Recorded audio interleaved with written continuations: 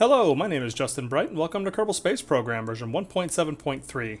I am back once again in Next Small Step, playing Realism Overhaul Realistic Progression 1. So yeah, we're just going to get right back into the career mode goodness. I've been kind of putting up some sounding contracts and going through the very early game of RP-1.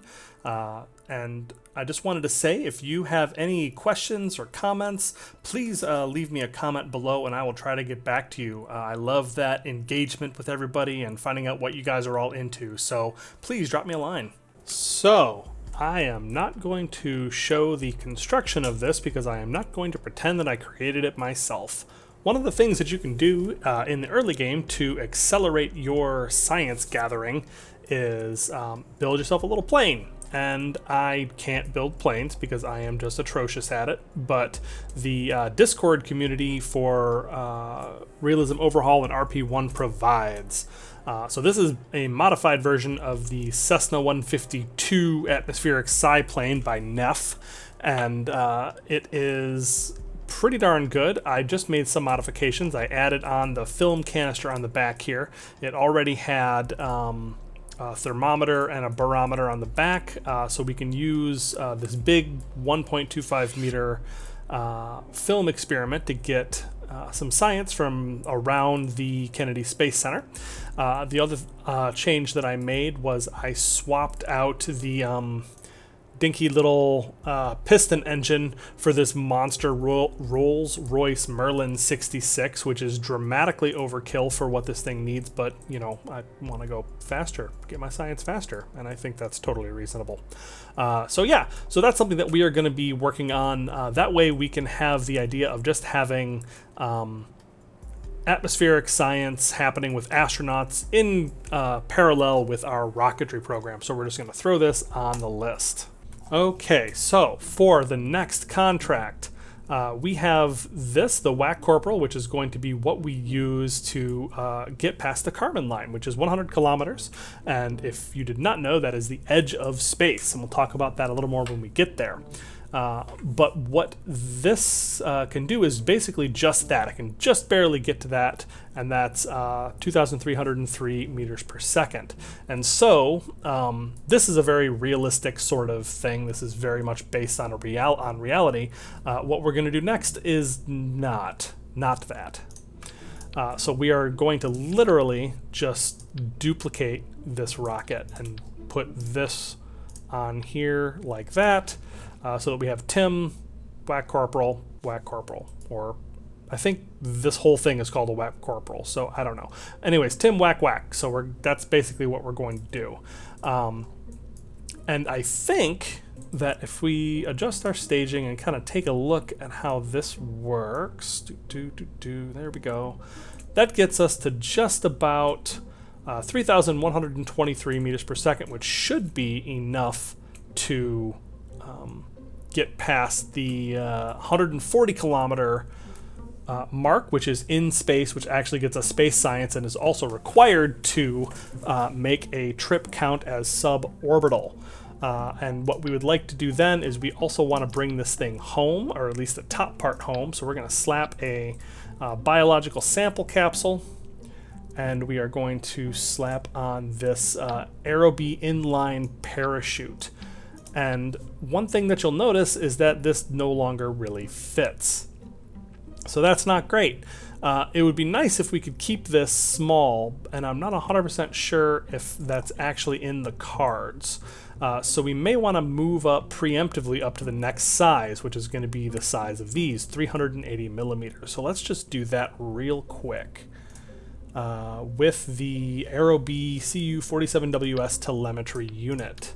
So let's just slap that on there, and we are going to make this the root using editor extensions to make that a one-click operation. Very, very nice. Pull these off, pull this off. This can go away. And now I am going to, well, we're going to stick these on just for a second, and we are going to resize this to 380 millimeters. Very, very nice. Okay, I like to make the fins alternate. I'm not sure if that actually does anything. I'm sure the actual RP-1 like veterans could tell me all about it, but Other thing we need to do is get the fuel correct. So we have high pressure tank, very nice. It's in the correct stage. What have I done wrong here? Oh, was that counting as a decoupler? Okay.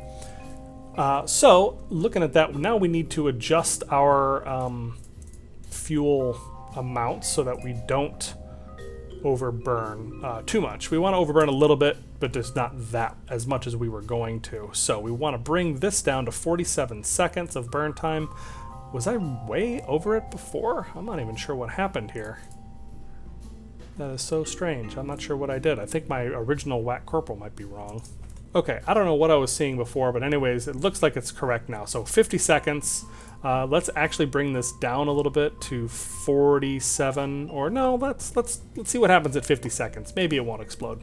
But this one is still just 50 seconds, and this at the fatter diameter, that makes this too high, and we don't want this to overburn and know that it's going to fail, because then we'll be carrying up all this extra weight, and then it's not actually going to go off and do anything useful. So let's bring this down also to about 50 seconds, 48.3, that's probably fine.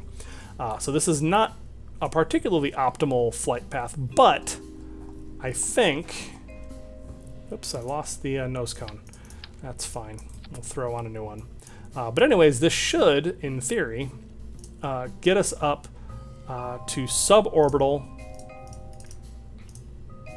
Let's say 125 seems like a nice number.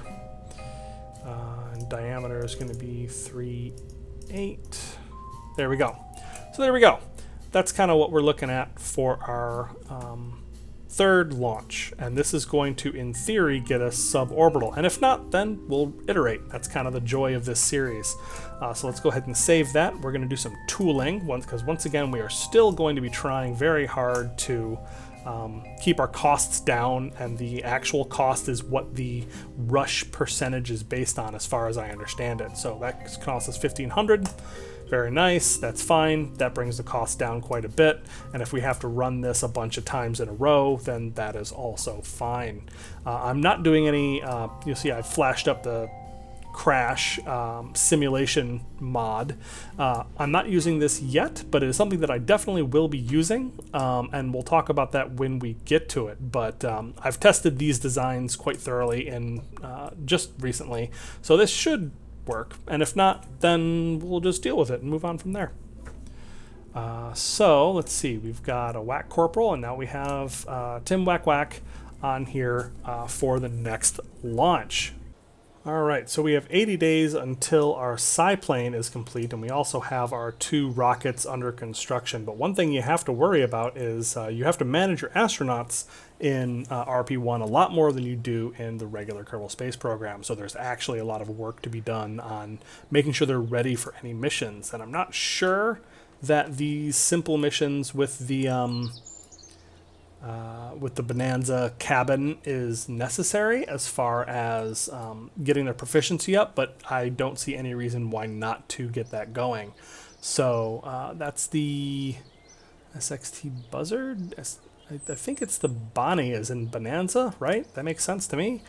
So we want them to be proficient, all of my astronauts, so we are going to just go ahead and get them training. And so while everything is happening, they will get their proficiency in the 625 meter Bonnie, which, yeah, I don't know. I think that's based on a different configuration of that part, but it's not important for us now. And we are going to be sending them through courses on all of the different vessels that they have. And you'll notice that the X1 is lit up. That is one of the reasons why we started researching that as early as we did, because just researching the node makes it possible to send your people to school on training for that part, and that takes 45 days. So we have some time. We have about 300 days before that's even done, not counting any research R&D KCT points that I end up spending.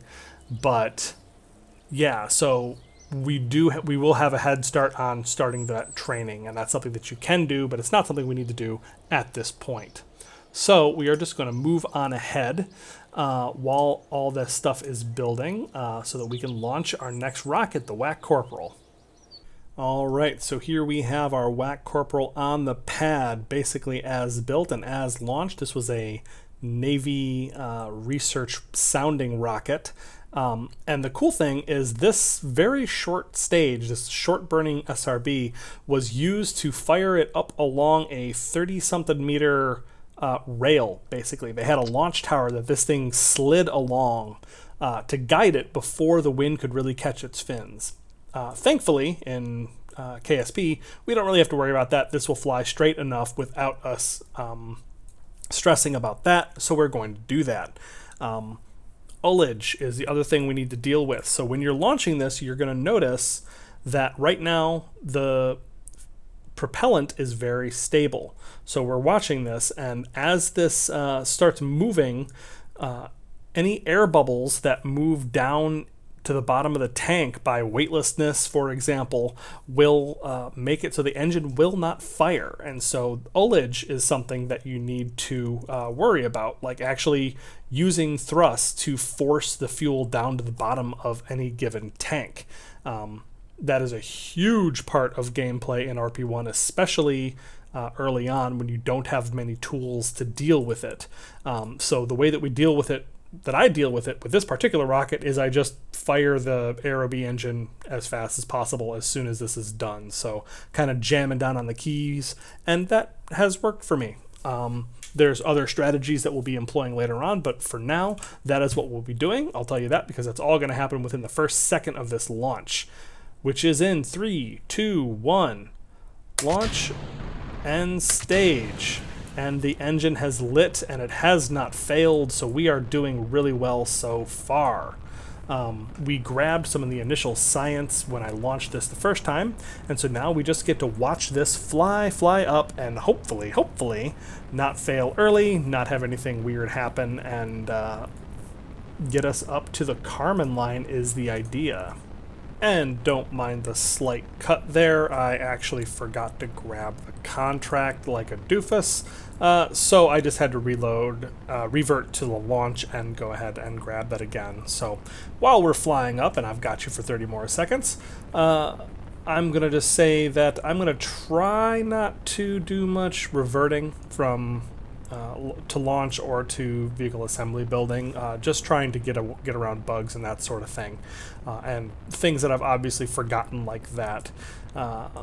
In general, I'd like to make this kind of a very serious playthrough. Well, not serious. I'm not a very serious person, but I want to make it so that like I actually have to take seriously the idea of like escape towers, abort systems.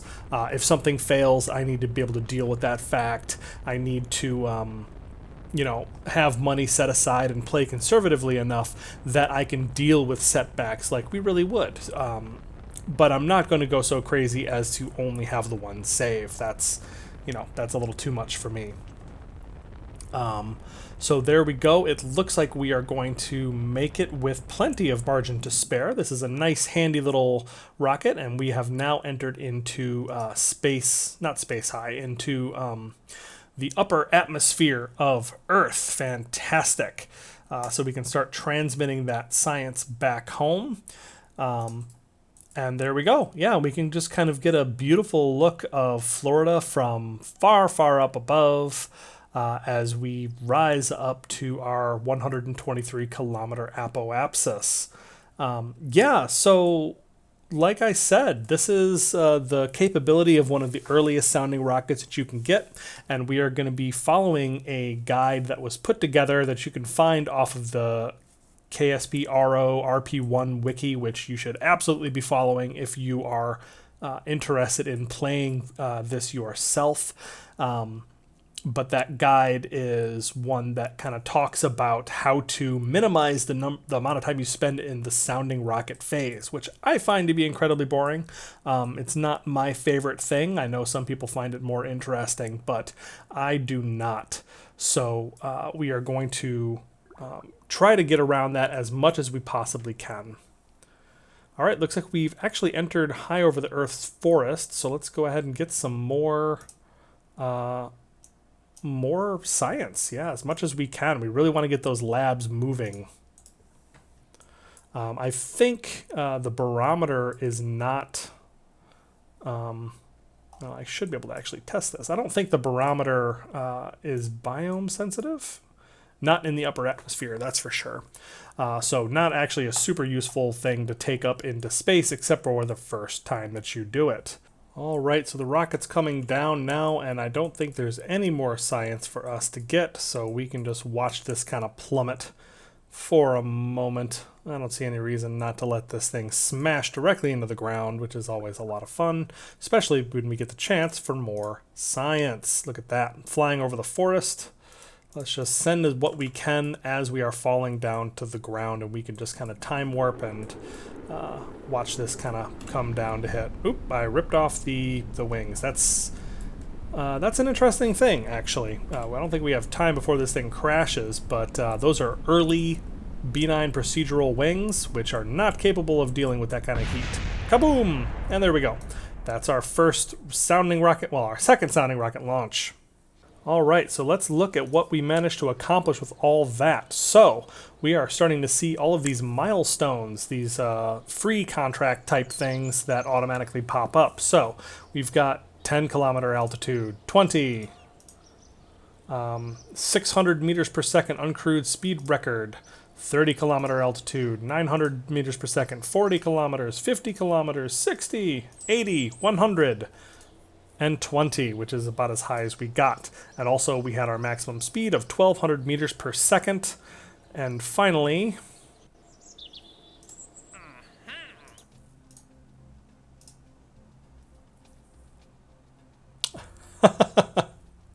I don't think I got that contract finished because it was not a new vessel that hit. Like, after I accepted it, it was not a new vessel.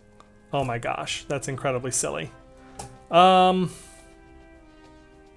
why not? Let's just launch one more. We have the money to do it, so we'll launch one more of those and then we'll move on. All right, the last thing we'll say about this is I can actually remove these science experiments because they will not be necessary for this contract. There's no new science to get between here and where we're going. So yeah, I'm just going to launch one of these and we will fit it in between before we launch the Tim Whack Whack that we built before. So we will have this to get us a little more money, a little more, not science, but a little more money anyways. So we are just going to go ahead and do our rush build, which is unfortunate that we spent as much as we did and then wound up having to do this again. But, you know, is what it is. We're going to rush build this one also, and that gets us down to a relatively small amount of time before these get launched, which is pretty cool. And in the meantime, I think we're actually going to be, yep, it looks like the atmospheric seaplane is going to be the next thing that gets launched. Very, very cool. Dipping over to the science screen, let's just take a look at some of the stuff we have coming. So we definitely are going to be interested in post-war materials science. There's not actually much here, but this line especially is full of what they call blue sky research nodes. So these are not all like crunchy parts, but a lot of them are important milestones in unlocking things like Tank 2, which you unlock with the early material science node, which is a little ways from where we are, gets you a much better fuel fraction and weight. Fuel fraction of your entire rocket's weight out of all tanks, all of them. So as soon as you get that, all of a sudden your capabilities improve dramatically. So that's something that we're going to want to get as soon as possible. So that's something that we're driving towards. Procedural avionics is something that we're going to want to drive towards as well. And one of the tricky things is we're going to need this some early science sooner rather than later. This is important for a contract that's going to be coming up later on. We'll talk about that, but we can't ignore this part of the tree just to focus on all of the fun rocket bits that we're going to get. Once we do our early supersonic flight testing, I think I'm going to be skipping a lot of this stuff, but maybe we'll play a little bit with that as I continue the spaceplane program. There's this cool feature called Air Launch that they've added, which is a super neat way to actually just airdrop a plane without having to build yourself a giant airdrop vehicle also and then manage both things. So that's something cool that we will be playing with a little bit. But as far as how we're going to allocate our points, let's go ahead and grab, let's start with material science. We'll do some early rocketry, solid rocketry. And we got 4 points left. Let's do early tracking systems, and we can reallocate this basically as much as we need, and we'll drop it into supersonic flight.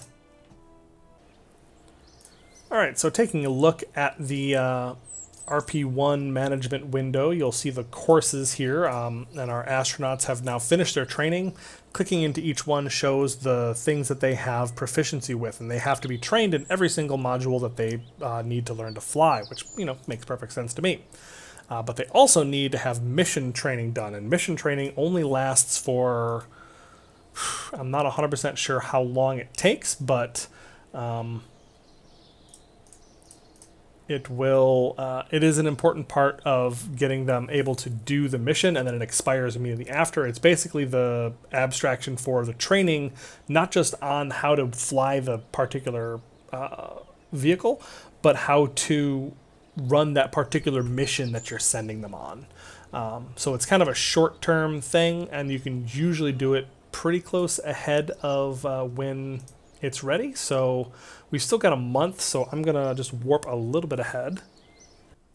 Okay, and we are just a little bit ahead now, about 2.5 weeks, which I think should be plenty. So we are going to go ahead and get everyone trained on how to fly this particular mission. Well, it's actually going to be only one person actually flying, so we are going to have, and we have a bunch of Russian names here, it looks like. But let's start with Sally Bradley. Let's be US-centric for no reason whatsoever. And she will be the first one to fly up in this plane, so we will get her going in that. And that is going to be complete, looks like today, which is a little, that's a quick mission, I guess. Yeah, so then we can move ahead to when this plane is ready to launch. All right, as the sun rises, once again, we can see Sally Bradley's information panel, mission training for the 625M Bonnie, which is the Bonanza cabin, and it expires 4 months from now, so I don't need to be too worried about how far ahead you use it. But it is important to note that as soon as she does fly, this will go away. Because it's only good for one mission, then you have to do it again. But yeah, there we go. That should make her ready to fly this mission. So we just click launch. We can fit the entire crew in there, but I'm not sure that's actually necessary. We are just going to put Sally Bradley in, and here we go. All right, so here we have on the runway. This is actually once again, this is Neff's creation off of the RP-1 Discord wiki. Not wiki, off of the Discord. They have a craft file repository that is full of all kinds of really useful things and also some crazy things. And it just picks right up off the pad. This is it's based off of a Cessna 152. It is a 1970s version of the Cessna, so it's not actually something that we could have in real life in the 1950s, but it's fine. I'm really not stressed about it. It's just based on that model. And you can see that we are getting some science, and I'm using Ship Manifest, which is one of the extra mods that I use on here to stuff that into the cockpit so that we can get multiple photographs. I just imagine that Sally is kind of reaching back and grabbing the film and reloading that. And as you can see, I am not flying a typical Cessna 152 flight profile because, once again, I am very bad at planes. But with the massive Rolls-Royce engine that I have slapped on the nose of this tiny little plane, I am able to do what I'm going to do very quickly. And yeah, look at that. It's very pretty. Yeah, so we are wobbling our way along. I'm using the Real Solar System Visual Enhancements mod, which is what makes this look so pretty, along with scatterer and environmental visual enhancements, the whole Planet Shine, that whole normal suite of prettifying mods that really make this game look fantastic. And even though they do give you a big hit on your performance, I find it very hard not to use. Yeah, so what this mission is about, what I'm trying to do is I'm trying to get like some initial planetary atmospheric science.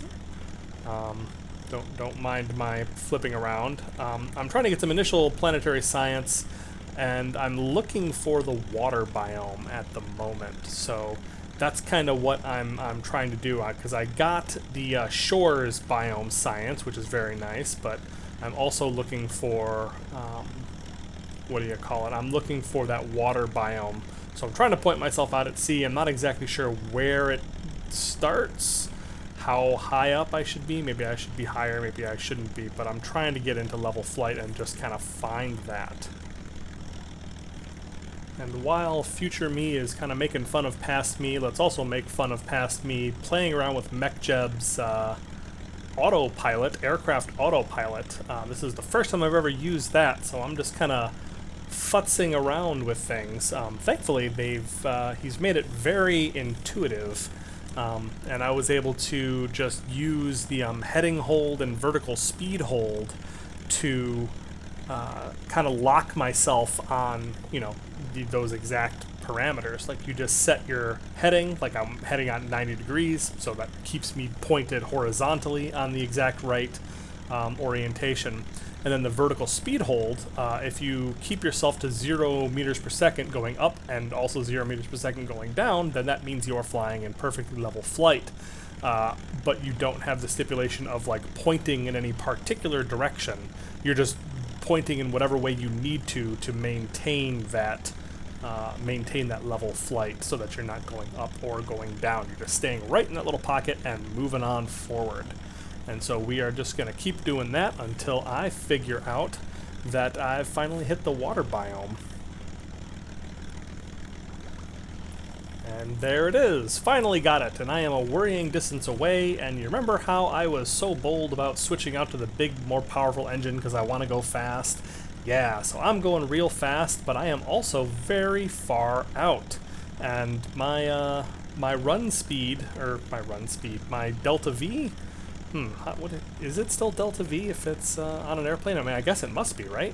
But anyways, my amount of fuel that I have, you'll notice, is worryingly low as I'm futzing around, moving all my science over, doing all my experiments, and so forth. But now I attempt to play with the autopilot, and we are going to turn around and head back, and that should be fine, right? Well, thankfully this thing flies like a dream, but what I can't really say is anything about my planning skills. And there you go, you'll see that I have found some additional science. I'm over the forest biome somehow over here over the water, but I've also completely run out of fuel. So now it's time to put this vehicle to a real test. Can I glide back to Kennedy Space Center from all the way out here? I've got 3 kilometers of altitude that I am wasting in a gigantic hurry. But yeah, so I've got a certain amount of distance to make, and I think that was me making the decision, do I need to land right now, or can I make it back to the runway? And I say yes, I can make it. Probably. I have nothing to base it on, no experience in this whatsoever, but I can probably make this work. Let's see what happens as I keep gliding.